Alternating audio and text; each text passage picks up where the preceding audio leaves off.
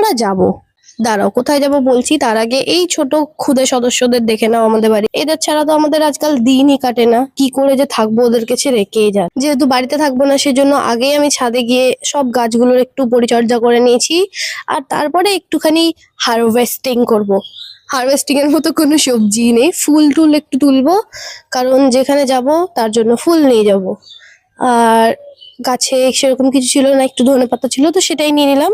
আর তারপর নিচে এসে আগে রেডি হয়ে গেলাম, আর রেডি হয়ে বেরিয়ে পড়েছি আমরা ডেস্টিনেশনে। অ্যাকচুয়ালি যাচ্ছি দিদার বাড়ি।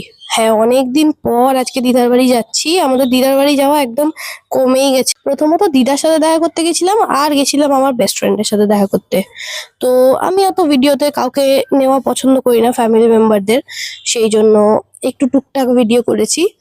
আর ওর বাড়িতে গিয়ে আমরা এসব খাওয়া দাওয়া করেছি, ভাইও গেছিল আমার সাথে। ভাইয়ের ওর সঙ্গে হেভি বন্ডিং। যাই হোক, মিষ্টি ফিষ্টি হেনা তেনা খেয়ে ওর বাড়িতে ভিডিও ফিডিও করে চলে এসেছি বাড়িতে। আর গল্প টল্প করেই সময় কেটেছিল। আর সন্ধ্যেবেলা আমি, মা, আমার দুন আর ভাই সবাই মিলে একটু বাইরে কাজে গেছিলাম। একটু ঘোরাফেরা করে পেপসি খেতে খেতে চলে এসেছি বাড়ি।